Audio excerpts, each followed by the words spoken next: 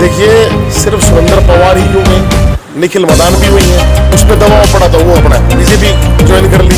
ये सारे BJP join कर ले तो सब कुछ पाप धुल जाते हैं। हाँ बिल्कुल, इनके पास एक ऐसा जो है गंगा जल लेके बैठे हैं ये, क्योंकि सारे चोर चोर मुशरे भाई हैं। 10 साल बीजेपी से सलवार कुर्ता पट्टे से कबूतर मांगे वोट जनता नाटस।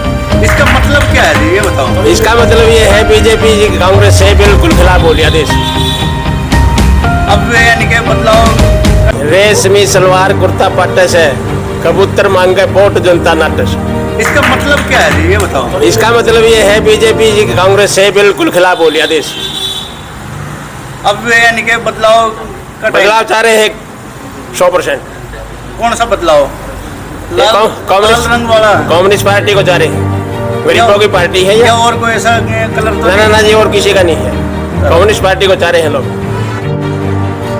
दोस्तों नमस्कार, हमारे चैनल में आपका स्वागत है। और हम आए हैं सोनीपत विधानसभा क्षेत्र में, जहां पर चुनाव का बिगुल बज चुका है और हमारे साथ में हमारे भाई मौजूद हैं, उनसे भी बात करेंगे।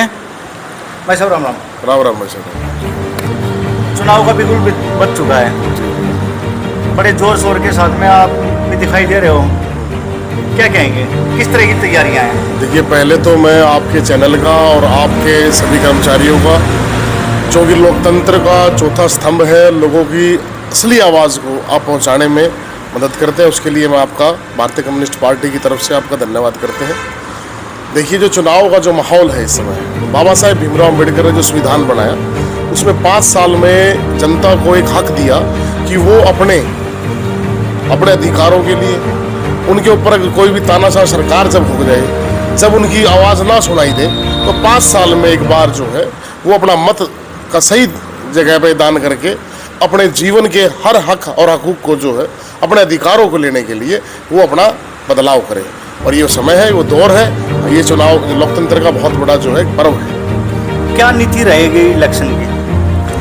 देखिए किन मुद्दों पे लड़ोगे? हमारे लिए चुनाव जो है सिर्फ एक वोट नहीं है, हमारे लिए चुनाव एक वो रणनीति है कि जिससे आम आदमी, हर गरीब आदमी, हर वो इंसान, हर वो नागरिक जो चाहता है उसके जीवन के अंदर बेहतरी हो, उसके हक की बात हो, ये अधिकार की लड़ाई है। ये सिर्फ वोट देने का मतलब नहीं है, ये है कि अगले 5 साल उसके जीवन के, उसके बच्चों के भविष्य के, उसके रोजगार के, उसके जीवन के आसपास के सीवर का, पानी का, बिजली का और तमाम जो चीज़ें हैं, कि जिस तरह से आज नगर निगम में लूट हो चुकी है, आज शिक्षा गरीब आदमी की पहुंच से बाहर हो चुकी है, आज हालात ये है कि चिकित्सा जो है एक आम आदमी कर नहीं रहा है, लगातार किडनियाँ तक बेची जा रही है सोनीपत के अंदर, ऐसे हालात पैदा हो चुके हैं। इन हालातों को बदलने के लिए जो है हम लोग जो संघर्ष कर रहे हैं। किस किस चीज़ की ज़रूरत लगती है आपको सोनीपत में? देखिए सोनीपत के अंदर बीजेपी हो या कांग्रेस हो, सबकी सरकारें रही, लेकिन आज आप हालात देखिए कि सोनीपत के अंदर सिर्फ एक सरकारी हॉस्पिटल, लेकिन प्राइवेट हॉस्पिटलों की तो लाइन लग चुकी है। आज सरकारी स्कूलों के कितने बदतर हालात हो चुके हैं, लेकिन प्राइवेट दुकानें जो खुल चुकी हैं, जहाँ पे सिर्फ गरीब आदमी का शोषण होता है, वो अपने बच्चों को जो है अच्छी शिक्षा तालीम नहीं दे पा रहा है। इन हालातों को बदलने की जरूरत है और इसी के लिए हम समझते हैं कि सोनीपत के अंदर कम से कम 5 सरकारी हॉस्पिटल क्यों ना खोले जाएं। सोनीपत जिसको हमेशा ही एक पिछड़ा जिला जो है घोषित किया गया, क्योंकि किसी भी सरकार ने जो है हमारे साथ कोई न्याय नहीं किया है। आप देखिए बादरगढ़ के अंदर भी मेट्रो आ गई है, हम आते ही साथ सबसे पहला काम ये करेंगे कि सोनीपत के अंदर मेट्रो लाई जाएगी। इसके अलावा सोनीपत में 5 सरकारी हॉस्पिटल खोले जाएं, हर वार्ड के अंदर जो है एक सरकारी स्कूल खोला जाना चाहिए, डिस्पेंसरियां होनी चाहिए, और इसके अलावा अपोलो की तर्ज पे सोनीपत के हॉस्पिटलों की अंदर जो है वो व्यवस्था की जाए। इसके अलावा जो हम देखते हैं कि नगर निगम का कितना बुरा हाल हो चुका है, सड़कों का कितना बुरा हाल है, इतने साल आज़ाद होने के बावजूद भी पीने तक पानी नहीं है। कॉलोनियों की ये हालात है कि सीवर जो है आप जाके देखिएगा, महिलाओं का बाहर निकलना मुश्किल हो रहा है। ऐसे हालातों को बदलने के लिए हम लोग ये संघर्ष कर रहे हैं। सोनीपत के एमएलए सुरेंद्र उनको ईडी में अंदर किया गया है, उस पर क्या कहेंगे? देखिए सिर्फ सुरेंद्र पवार ही क्यों गए, निखिल मदान भी हुई है, उस पर दबाव पड़ा था, वो अपना बीजेपी ज्वाइन कर ली। ये सारे क्या बीजेपी सट्टेबाज। ज्वाइन कर ले तो सब कुछ पाप धुल जाते हैं? हाँ बिल्कुल, इनके पास एक ऐसा जो है गंगा जल लेके बैठे हैं ये, क्योंकि सारे चोर चोर मुशेरे भाई हैं। 10 साल बीजेपी से परेशान हो जाए तो कांग्रेस में, तो कांग्रेस से परेशान हो जाए तो बीजेपी में। मुर्दे वही हैं पर कफन बदलते रहते हैं। यही वो लोग हैं, लोगों को सिर्फ ठगने का इन्होंने काम किया हुआ है।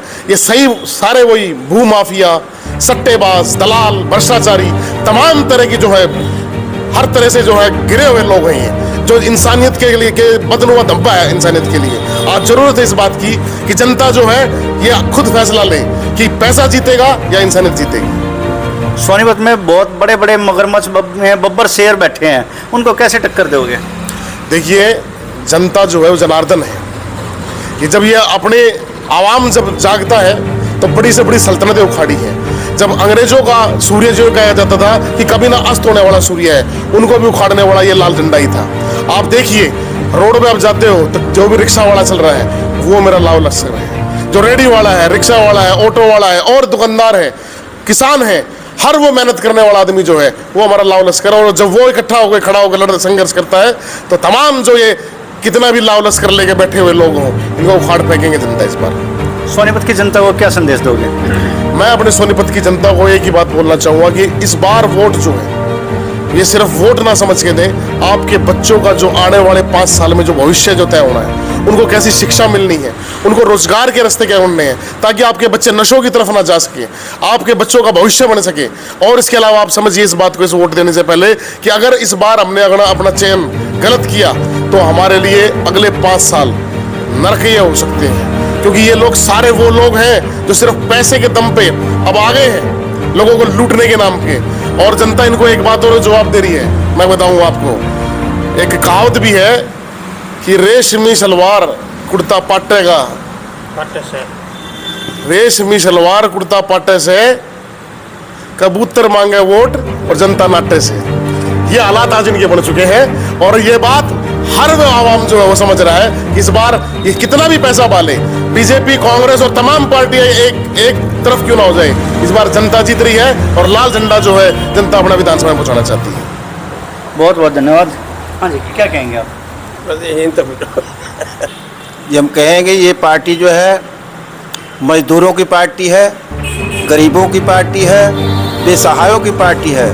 कांग्रेस, भाजपा ये तो ठगती रही है, पर यही एक जो है कि गरीबों का मदद कर सकती है। और ये देखिए कि कितने लाखों करोड़ों सहारा इंडिया के निवेशक फंसे हुए हैं सहारा के पैसे के लिए। ना तो भाजपा सुनती, ना तो कांग्रेस सुनती। ये पार्टी ऐसी है कि उनकी आवाज़ को उठाने का काम कर रही है और गरीबों के हित के लिए बात कर रही है। इसीलिए ये पार्टी आगे जाएगी और आगे निकलेगी।